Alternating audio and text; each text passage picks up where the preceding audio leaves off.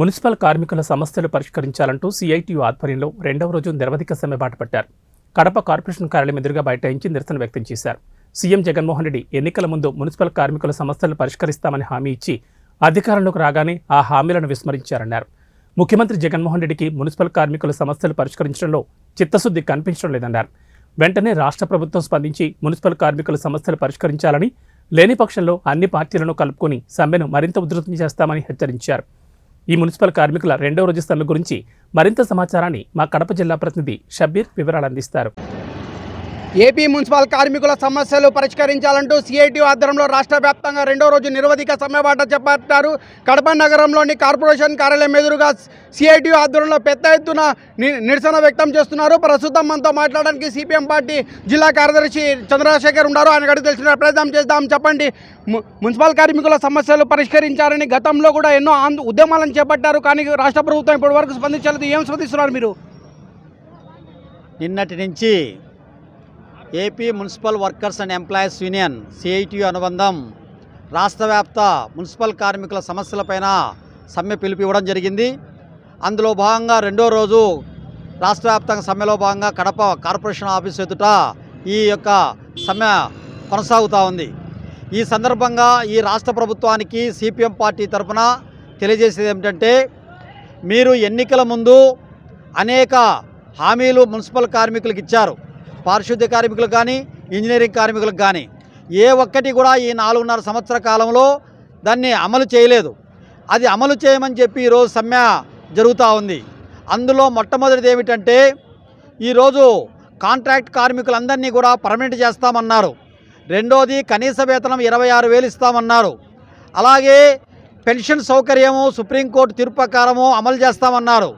అలాగే ఈరోజు ప్రభుత్వ ఉద్యోగుల్లో ఇచ్చేటువంటి అనేక అలవెన్సులు అన్నీ కూడా పారిశుద్ధ్య కార్మికులకు ఇస్తామన్నారు. ఏ ఒక్కటి కూడా అమలు చేయకపోవడం వల్లనే రాష్ట్ర వ్యాప్తంగా 55,000 కార్మికులు ఈరోజు సమ్మె బాట పట్టిన పరిస్థితి కనబడతా ఉంది. ఈ సమ్మె కారణంగా పౌర సమాజానికి ఏ రకమైన నష్టం జరుగుతుందంటే, ఈరోజు ప్రభుత్వానికి పన్నులు కట్టేటువంటి ప్రజలకు పారిశుద్ధ్య సమస్య వల్ల రోగాలు, అంటువ్యాధులు, అనేక రకాలైనటువంటి ఇబ్బందులు వచ్చేటువంటి పరిస్థితి వస్తుంది. ప్రతి కుటుంబానికి 1000 నుంచి 1,00,000 రూపాయలు ఈరోజు ఆసుపత్రులకు పెట్టాల్సిన పరిస్థితి ఈ ప్రభుత్వం తీసుకొచ్చి పెడతా ఉంది. కాబట్టి వెంటనే పారిశుద్ధ్య కార్మికులను, ఇంజనీరింగ్ కార్మికులను, సిఐటియుని, మున్సిపల్ కార్మికుల యూనియన్ను చర్చలకు పిలిచి వాళ్ళ సమస్యలను అడిగి తెలుసుకొని న్యాయబద్ధమైనటువంటిది, చట్టబద్ధమైనటువంటి అన్నీ కూడా ఈరోజు తీర్చాలని చెప్పి మేము డిమాండ్ చేస్తున్నాం. లేకపోతే సిపిఎం పార్టీ ప్రత్యక్ష ఆందోళనకు పారిశుద్ధ్య కార్మికులకు, ఇంజనీరింగ్ కార్మికులకు మద్దతుగా రోడ్ల మీదకి వస్తుందని చెప్పి ఈ ప్రభుత్వాన్ని హెచ్చరిస్తూ ఉన్నాం. ప్రస్తుతం మనతో మాట్లాడికి ఇక్కడ సిపిఎం నగర కార్యదర్శి రామ్మోహన్ ఉన్నారు. ఆయన కూడా తెలిసిన ప్రయత్నం చేద్దాం. చెప్పండి, గతంలో కూడా ఎన్నో ఆందోళనలు ఉధృతం చేస్తారు, కానీ రాష్ట్ర ప్రభుత్వం ఇప్పటి వరకు స్పందించలేదు. మున్సిపల్ కార్మికుల సమస్యలు పరిష్కరించకపోతే రాష్ట్ర సిపిఎం పార్టీ ఆధ్వర్యంలో ఉద్యమకార్యాచరణ ఎలా ఉండబోతోంది? ఎన్నికలకు ముందు ముఖ్యమంత్రి జగన్మోహన్ రెడ్డి గారు పారిశుద్ధ్య కార్మికులు, ఇంజనీరింగ్ కార్మికులు, మున్సిపల్ కార్మికుల సమస్యల పట్ల చాలా పెద్ద ఎత్తున సానుభూతి వ్యక్తం చేశాడు. అధికారంలోకి వచ్చిన తర్వాత పూర్తి స్థాయిలో దానికి భిన్నంగా వ్యవహరించేటువంటి పరిస్థితి కనిపిస్తూ ఉంది. ఇంతకుముందు కాంట్రాక్ట్ అవుట్సోర్సింగ్ ఉద్యోగులందరినీ పర్మనెంట్ చేస్తామని చెప్పి ఆయన హామీ ఇచ్చాడు. ఆ హామీని అసెంబ్లీలో అనేకసార్లు ప్రస్తావించినప్పుడు కాంట్రాక్టు అవుట్సోర్సింగ్ అనేది పేరు మార్పు తప్ప పెద్ద వ్యత్యాసం లేదని చెప్పి స్వయంగా సీఎం జగన్మోహన్ రెడ్డి గారే అప్పుడు ప్రతిపక్ష నేతగా ఉండి అసెంబ్లీలో ముఖ్యమంత్రిని నిలదీశాడు. ఇప్పుడు ఆయన ముఖ్యమంత్రి స్థానంలో ఉన్నాడు.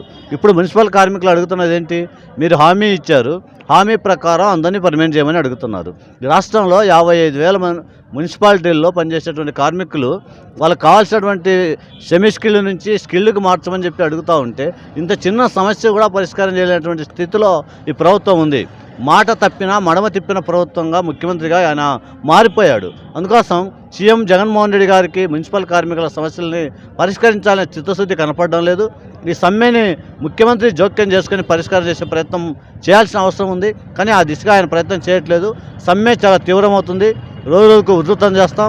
సమ్మెకి సంఘీభావంగా అనేక రాజకీయ పార్టీలని మద్దతు కొడగట్టేటువంటి ప్రయత్నం చేస్తాం. వీళ్ళే కాకుండా ఉద్యోగ, కార్మిక, ఉపాధ్యాయ సంఘాలన్నింటినీ, విద్యార్థి యువజన సంఘాలు, మహిళా సంఘాలను కూడా వీళ్ళ పోరాటానికి అండగా నిలబెట్టేటువంటి ప్రయత్నం చేస్తాం. ఆ రకంగా ప్రభుత్వం దిగిరాకపోతే ప్రభుత్వం దిగి రానున్న ఎన్నికల్లో గుణపాఠం చెప్పే వరకు ఈ సమ్మె కొనసాగుతుంది.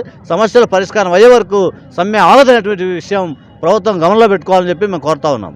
వెంటనే సీఎం జగన్మోహన్ రెడ్డి జోక్యం తీసుకొని మున్సిపల్ కార్మికుల సమస్యలు పరిష్కరించాలని, లేని పక్షంలో అన్ని రాజకీయ పార్టీలను మద్దతు కలుపుకొని పెద్ద ఎత్తున ఉద్యమాలను మరింత ఉధృతం చేస్తామని చెప్పి సిపిఎం పార్టీ నాయకులు హెచ్చరిస్తున్న పరిస్థితి. కెమెరా పర్సన్ కరీంతో షబీర్, 1 టీవీ న్యూస్ కడప.